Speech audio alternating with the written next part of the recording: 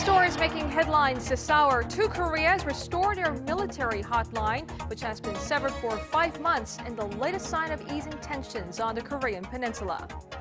President Park Geun-hye makes a debut on the international stage at the G20 summit in Russia and is slated to hold a one-on-one with a Russian counterpart, Vladmir Putin. Amid growing radiation scare over Japan's nuclear fallout, Korea expands its import ban on Japan's fisheries products. Well, these stories and more next on Primetime News.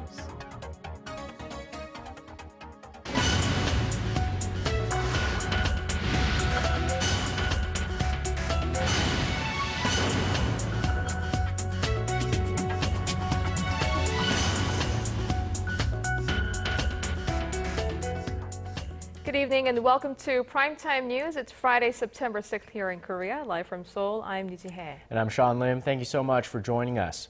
We begin in St. Petersburg, Russia, where the G20 Leaders Summit came to an end this Friday afternoon after the adoption of a joint communique. The biggest accomplishment this year's summit was policy coordination to share sustainable growth, whether it be a developed or an emerging economy. World leaders agreed to set up policies to minimize the possible negative impacts of quantitative easing tapering, while developed nations promised to take a cautious stance in putting an end to their stimulus measures. The G20 nations also agreed to strengthen midterm financial stability by tightening global rules on taxes and enhancing the role of regional financing arrangements to better counter any financial crises. Though the meeting was overshadowed by the crisis in Syria, they remain divided on a military response against the troubled state. Now, meanwhile, President Park Geun-hye, currently visiting Russia, delivered a lead speech on job creation during the G20 summit earlier this Friday after holding bilateral summits with the leaders of Germany and Kazakhstan. Our presidential office correspondent, Jin-ju, who is traveling with the president, reports on the president's push to pave the way for a clean and creative economy. President Park addressed the issue of high unemployment and unbalanced growth in a lead speech during the second session of the G20 Leaders Summit and proposed two new approaches to solve the problem. She called on world leaders to work towards a creative economy and a disciplined market economy for job creation and inclusive growth. President Park introduced her administration's push for a creative economy as an example, saying it is a strategy to create more jobs and upgrade national competitiveness. Then what are the steps towards this goal? The president stressed that economies should tear down regulatory barriers and create a business environment in which people with creative ideas can have more opportunities. A disciplined market economy, President Park says, can only be realized when unfair practices or rules are rooted out. She also emphasized the importance of strengthening the monitoring of regulations that could be blocking the growth of small and medium-sized companies and venture firms. Earlier in the day, President Park met separately with German Chancellor Angela Merkel and Kazakh President Nursultan Nazarbayev. President Park and Merkel discussed ways to expand the two countries' cooperation and agreed to work together with the international community in finding a political solution for the Syria issue. Nazarbayev once again invited President Park to Kazakhstan, and the two promised to further strengthen their economic ties. Major Korean companies have entered into the Kazakh market, and joint projects worth $8 billion are being carried out by the two countries. After wrapping up her 4-day stay here in St. Petersburg, President Park will leave for Hanoi on Saturday morning. There, she's scheduled to hold bilateral talks with her Vietnamese counterpart Thuong Thanh Sang on Monday. Jin-ju, Arirang News, St. Petersburg. Back here on the peninsula, South and North Korea restored a key military hotline on this Friday, which had been severed for 5 months. The move brings the two Koreas a step closer to resuming operations at the joint Kaesong industrial complex. Han Dang-eun has more on the latest sign of easing tensions between the two Koreas. The two Koreas have revived a military hotline near the West Sea on this Friday, taking a step closer to reopening the shuttered inter-Korean Kaesong Industrial Complex.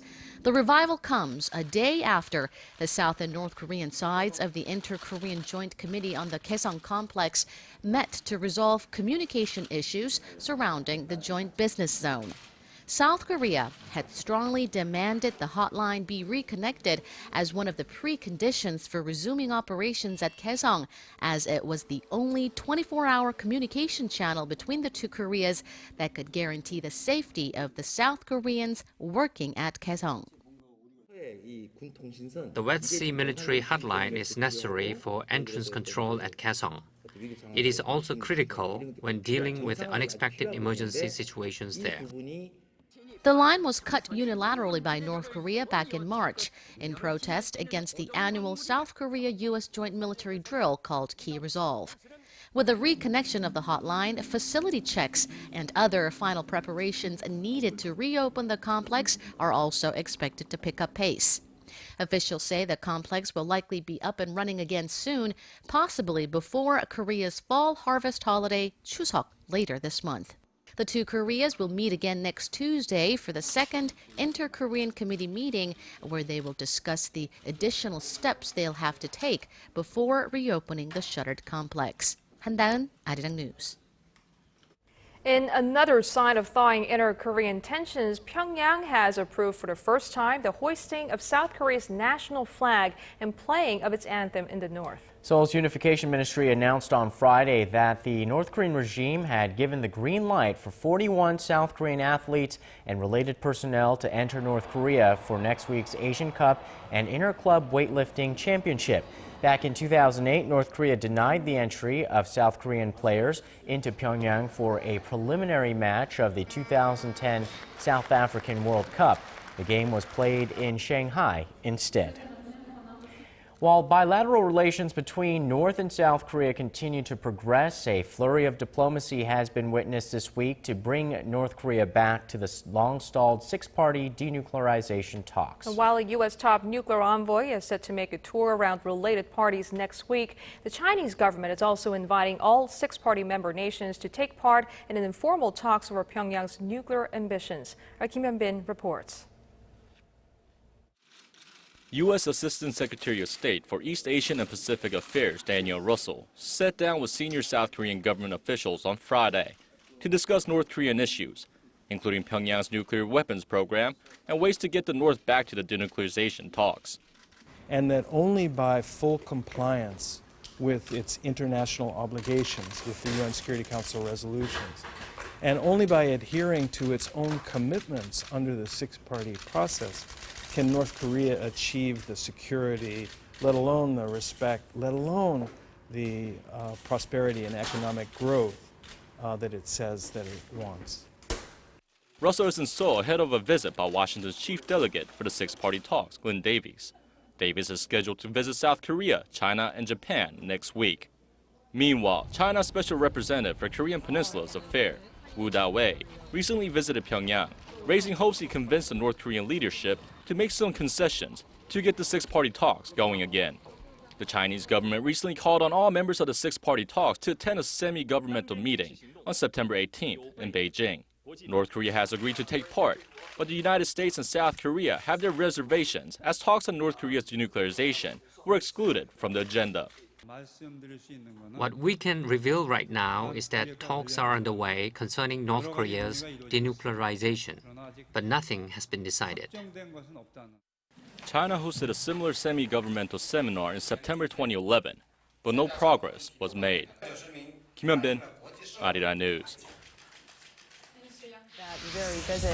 Touch base with journalists, experts, and analysts who are taking the pulse of Asia's heartbeat. South Korea's defense minister. In a lively half hour, join Arirang's Yoo Ji-hye for the day's top stories, current affairs, business, technology trends, plus global weather forecasts and more. Arirang News. Every weeknight, live on Arirang TV. Now to this week's political and media firestorm involving a left-wing lawmaker accused of conspiring to overthrow the government. A day after the arrest of Lee Seok-hee, officials launched an intense investigation while the ruling party moves to have Lee expelled from the National Assembly. Our Yu Lian has more. Investigators have been grilling leftist lawmaker Lee Seok-gi at the headquarters of the National Intelligence Service since the early hours of Friday morning. The investigation is centered on the anti-state organization called the Revolutionary Organization, or RO, which reportedly consists of 130 members. NIS officials are now attempting to find out when the RO was formed and what its mission is. The spy agency has accused Lee of conspiring to stage a revolt with members of the RO, based on audio recordings the spy agency says it has of a meeting between members of the RO back in May. The NIS says Lee was planning to disrupt South Korean systems, including communication lines, railways, and other key infrastructure in the event of a war with North Korea. The spy agency has until September 14th to question Lee. Once the period comes to an end, the case will be handed over to the prosecution, which will have up to 20 days to decide whether Lee should be indicted. Lee pleaded his innocence at his warrant examination hearing earlier on Thursday and accused the NIS of fabricating the allegations against him. Meanwhile, the main political parties are at odds over whether to expel Lee from the National Assembly. The ruling Saenuri Party has presented an expulsion motion for Lee Seok-gi to the Parliamentary Ethics Committee on Friday afternoon. The main opposition Democratic Party, however, is taking a more cautious stance, saying the party should wait to file the motion until Lee is in fact indicted. The motion requires at least 2/3 approval from the 300-member National Assembly. Yuri-an, Arirang News. Amid the growing scare of tainted seafood products from Japan's nuclear fallout, the Korean government announces that it will ban all fish imports from the area around the crippled Fukushima nuclear power plant. Arirang's Hwang Ji-hye reports on the tightened food safety measures. Korea announced on Friday that it will expand its ban on Japanese fish imports to all fisheries products from near the embattled Fukushima nuclear plant. The move, which takes effect on Monday, will ban imports from 8 prefectures, including Fukushima. Korea already had a partial import ban in place on Japanese fisheries products from the 8 prefectures. The government also said it will tighten its inspection standards on Japanese fish imports from other areas. The measures come as a radiation scare is spreading due to hundreds of metric tons of contaminated water flowing into the ocean at the site of Fukushima nuclear accident. The government concluded that it's unclear how the incident in Japan will progress and that the information the Japanese government has provided so far is not sufficient to predict future developments. Friday's move adds to the international pressure on Japan to solve the Fukushima nuclear crisis. China has banned the imports of all food products from 10 Japanese prefectures. In response to Korea's move, Japanese Chief Cabinet Secretary Yoshihide Suga said he hopes Korea makes its decision based on scientific data. He went on to say that Japan's water and food is perfectly safe. Hwang Ji-hye, Arirang News. In other news, the world's only arts biennale dedicated to typography is currently underway at a train station turned art gallery in central Seoul. Our cultural correspondent Park Geun-hye was there. Culture Station Seoul 284 is now playing host to the world's only art fair solely dedicated to exploring the beauty of typography. Some 60 artists or artist groups from both in and outside of Korea have joined the event. Korea's leading font designer Lee Ho, whose career spans more than 20 years, is one of the participants. I visualized a verse of a poem with pipes. Pipes are mechanical devices with no emotions, and I try to sublimate them into a part of a poem. This year's theme is typography as literature, and the exhibition shows how typography can be an active element in literary works. From choices of fonts to colors and layouts of the typefaces, typography doesn't just function as a means to convey written text. For example, this British book published in 2008 uses different typefaces for each character. And this French book uses bright colors freely on pages, adding bizarre features to the fantasy novel. Typography is not a simple element that comprises a visual graphic. With it, texts can be consumed and communicated with readers in a different dimension. Visitors can enjoy a diverse set of typography works, from installation art pieces to visual art pieces. I really like this exhibition, and especially like the first one I saw done by Korean artists, because it looks both simple and it's kind of mixture of calligraphy, so I really liked it. Many different typography, and the building itself is amazing too. The exhibition will continue throughout mid-October and is free to visitors. The exhibition opens every day except Mondays. Park Ji-won, Arirang News.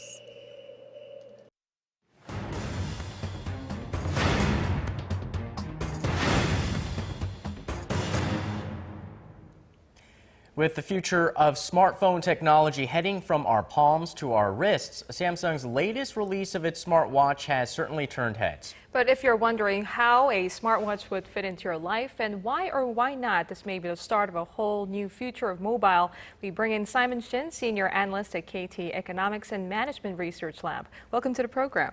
Hi. So, Simon, the veil has been lifted on the Samsung Galaxy Gear smartwatch. What can this new product do, and what is still left unmaterialized from fantasy? Yeah, different from what other many people expected before, the Galaxy Gear is not the smartphone alternative device. It runs with the other smartphone and connected with the smartphone and the tablet PC with the Bluetooth network. It's completely not the new things, but Galaxy Gear can differentiate itself from the other competitors in the smartwatch with the special features, the voice control and the direct phone call function, and the 1.9 high resolution megapixel the camera located on the watch strap. But still, some of the people are very, very disappointed by the short life battery. The short life battery and a little bit expensive pricing problem and insufficient mobile app content.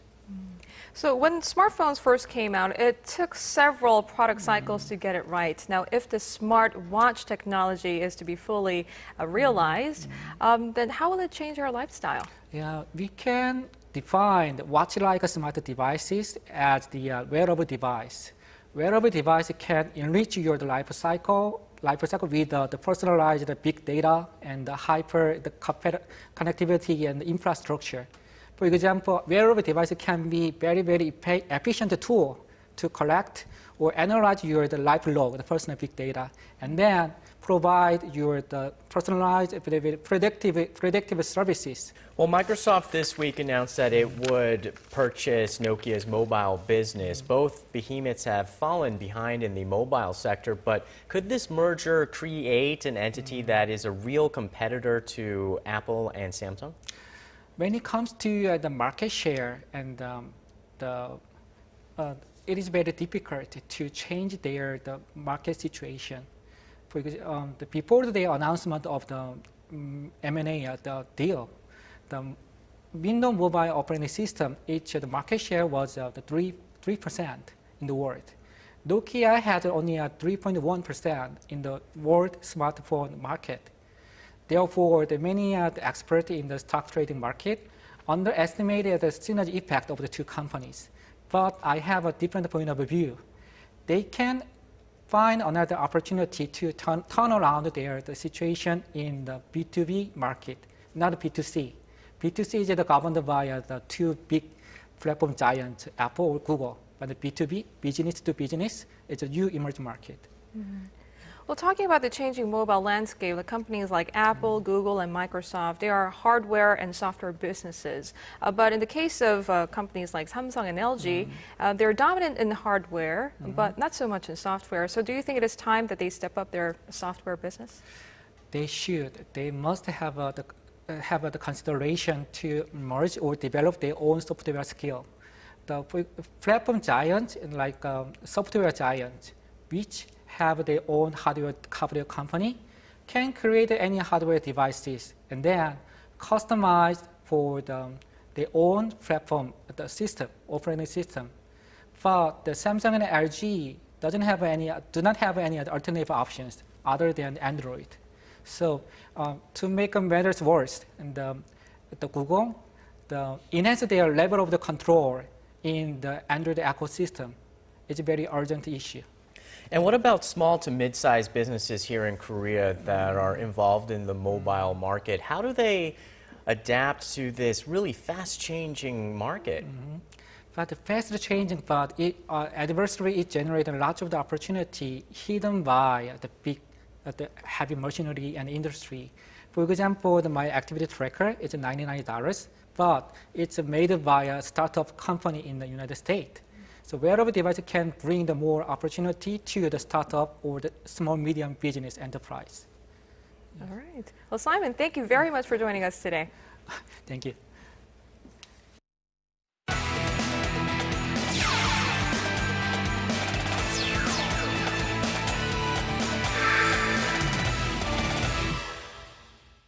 The South Korean men's national football team went head-to-head with Haiti on Friday in Incheon. And Stephen Che joins us from the Sports Center to give us a review of the match. Stephen. Hey guys, from the kickoff, the South Korean men played as if they had something to prove. The attack was swift, the midfield passes were efficient, and the defense was suffocating. In the first half, Son Heung-min's well-placed roller in the 20th minute made it 1-0 to the Koreans. Haiti got the equalizer in the 45th minute on a goal by their forward, Belfort. And on to the second, Lee Chung-yong and Koo Ja-chul came in as subs and immediately made a difference. Lee got fouled in the box twice. Koo netted the first penalty for the lead, then Lee Geun-ho to make it 3-1. In the 73rd minute, Son scores another goal, and the South Korea earns its first win under manager Hong Myung-bo, 4-1. Moving on to U.S. Open tennis, the #1 ranked Serbian Novak Djokovic advanced to the semis, but defending champion Andy Murray failed his bid to repeat. Now the men's and women's semifinals brackets are set. The key matches are Djokovic versus the 9th-ranked Stanislas Wawrinka for the men's and Serena Williams versus China's Li Na for the women. Meanwhile, the Williams sisters, Serena and Venus, will face the Czech team on Friday for the women's doubles semifinals.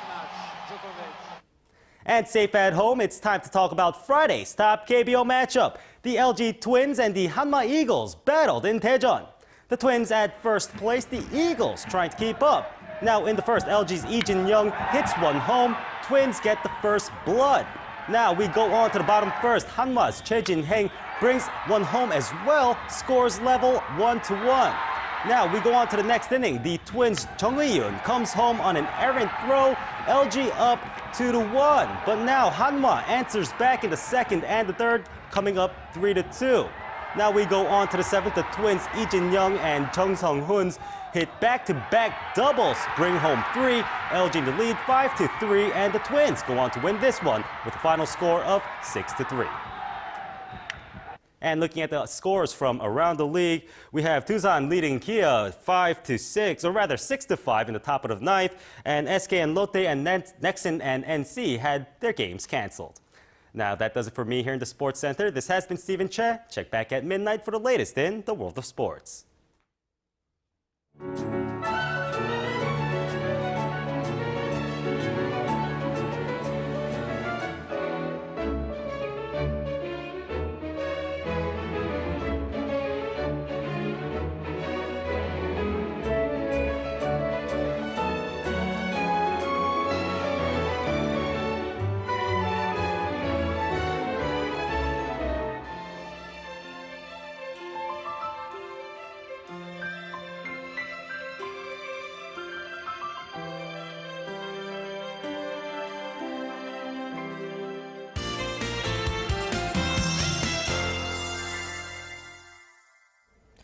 Let's go over to our Kim Bo-kyung, who's standing by at the Weather Center. Bo-kyung, it was another breezy day today here in Seoul. Hi, Sean and Chi-hye. It was a bit windy today, and we can expect more of the same over the weekend. But understand rain is falling on some regions right now. That's right, Ji-hye. In fact, some regions are getting a glimpse of autumn rain. Let's take a look at the satellite map for details. We are currently under the influence of a low pressure front, which is why we are seeing some pop-up showers in the southern parts of the nation.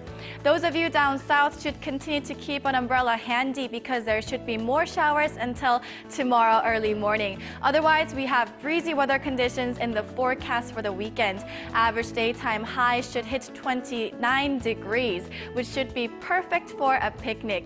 Taking a closer look at the forecast, Seoul should get to 29 degrees, Daegu and Gwangju to 25. Meanwhile, Busan is expected to see more rain until tomorrow early morning, hitting 24 degrees in the afternoon. Moving on to other regions, daytime high on rainy Jeju should peak at 24. Meanwhile, Dokdo and Kumgang top out at 24 and 20 degrees respectively. That's all for now, but join me for another update after midnight. And that's our broadcast on this Friday night. I'm Yoo Ji-hye in Seoul. And I'm Sean Lim. Thanks for joining us. Have a great weekend. We'll see you soon.